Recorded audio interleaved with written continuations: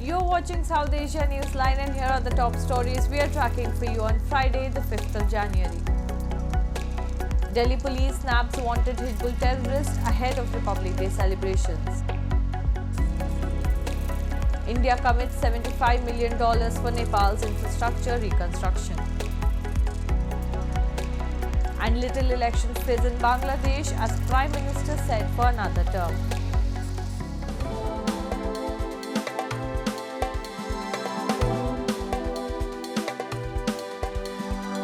And now for all the details. In a major success for security officials, Delhi Police Special Cell arrested wanted Hizbul Mujahideen terrorist Javed Mattoo on Thursday.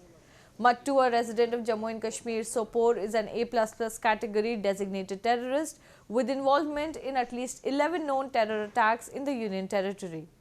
A senior police official said an input was received about Mattoo's movement in the national capital to collect arms and ammunition on the behest of his Pakistani handler. They were planning to carry out audacious terror strikes in Jammu and Kashmir, the official said.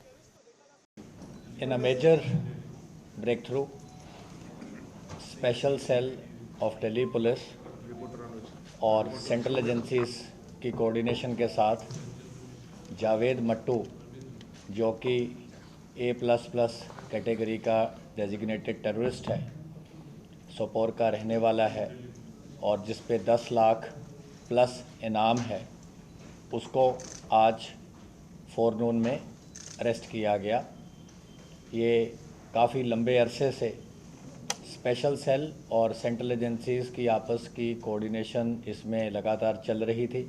Meanwhile, two separate encounters against terrorists were underway in Shopian and Kulgam districts of Jammu and Kashmir on Friday. In recent months, there has been an increase in terror activities in the region.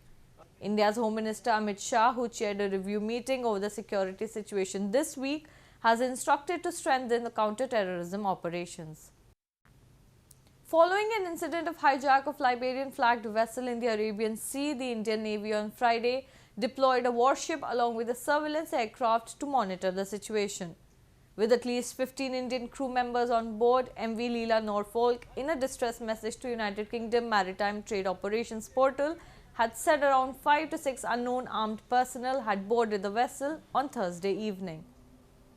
In response, Indian warship INS Chennai was diverted and deployed to assist the vessel, the Indian Navy said, adding that naval aircraft PATI overflew the hijacked vessel on Friday and had established contacts with it. In past few weeks, there has been spate of attacks on merchant vessels in the region. The Navy has said it has increased its surveillance. India's Foreign Minister S.Jaishankar on Thursday said that New Delhi will extend a financial package of $75 million for the reconstruction of infrastructure in Nepal's western district affected by last year's quake. His remarks came as he jointly inaugurated with his Nepalese counterpart NP South the Tribhuvan University Central Library and other reconstruction projects undertaken in Kathmandu after the 2015 earthquake. Jaishankar also expressed sorrow over the casualties and devastation caused by the earthquake that struck Nepal in November 2023. Jaishankar, who was on a 2-day visit, later in the day offered prayers at the Pashupatinath temple. He said under the leadership of PM Modi, India is committed to redefine its relationship with partners in its neighborhood, especially with Nepal. Meanwhile, days after 10 Nepali soldiers were killed while serving in the Russian army, the Himalayan nation has stopped issuing permits to its citizens to work in Russia and Ukraine until further notice. Nepal has asked Russia to immediately send all Nepali soldiers back to the country and compensate the families of those killed. Over 200 Nepali citizens were estimated to be working in the Russian army, and Foreign Minister MP South said about 100 Nepalese are reported to be missing. Nepali soldiers called Gurkhas are known for their bravery and fighting skills and have been serving the British and Indian armies under an agreement between the three countries. There is no such agreement with Russia. More than 800 Nepalis were issued labour permits for non-military work in Russia in the past 2 years, official data showed. No figures for Ukraine were immediately available. Moving on, the members of the Islamabad sit-in seeking answers about whereabouts of missing Baloch people have now announced they will set up camp in front of UN offices to press the demand. A report. As the 7-day ultimatum given by participants of the Baloch sit-in protest in Islamabad has ended, their leader Dr. Maharang Baloch has announced that a protest camp would now be set up in front of UN offices to press for the recovery of missing Baloch people. She expressed gratitude to the judiciary for restraining authorities from taking any action against their protest camp outside the National Press Club, but said Prime Minister Anwarul Haq Kakar's statement is regrettable, who claimed that the missing persons were terrorists. Members of ethnic minorities in Pakistan have long blamed that they have been targets of military operations and ethnic stereotyping, while Islamabad continues to plunder natural resources of Balochistan. The situation is not highlighted by the local media, forcing them to seek intervention through global platforms. Utility poles across Bangladesh are festooned with campaign flyers carrying pictures of general election candidates, most of them from the ruling party, as an opposition boycott looks set to usher Prime Minister Sheikh Hasina to a fourth straight term. However, with the ballot outcome all but assured, some voters, including supporters, see little reason to turn out. There's no charm in voting this time. I know she's staying in power, an Awami League supporter said. With crackdown on opposition leaders and main opposition Bangladesh Nationalist Party boycotting the elections, right groups warn the country of 170 million is heading for virtual one-party rule under the incumbent Prime Minister Sheikh Hasina.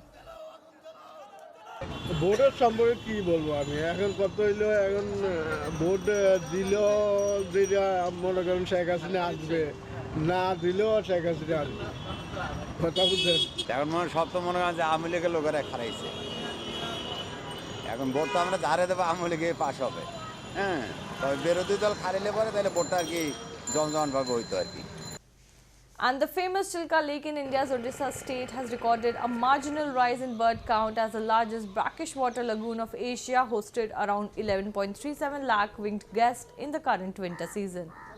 Last year, there were about 11.32 lakh birds.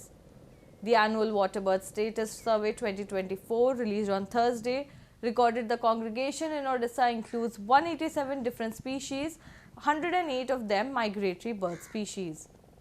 From November onwards, migratory birds from colder countries start arriving in India and make a return during the spring season. The species which has been found in large numbers, or the largest numbers of birds which have been found in Chilika, are the northern pintails. And the number is 2,18,654, and thereafter in the second position there is Gadwal, which is 1,56,636. That's all in tonight's edition. We will see you same time next week. Have a great weekend. Good night.